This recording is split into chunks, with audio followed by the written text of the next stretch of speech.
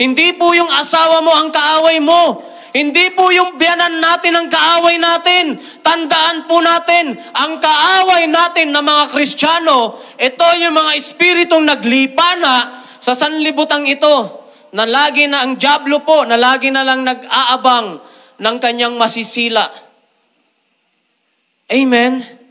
Kapag may kaguluhan sa loob ng tahanan, kapag hindi magkasundo ang biyanan sa anak, pero Kristiyano na po tayo, dapat alam po natin ang gagawin natin. Hindi po sila ang kaaway po natin. Ang dyablo po, siya po ang nagkikreate. Siya po ang nagkikreate ng kaguluhan. Siya po ang nagnanakaw ng magandang samahan ng pamilya para sirain ito. Dapat maging wise po tayo. Grabe po yung discerning of spirit natin.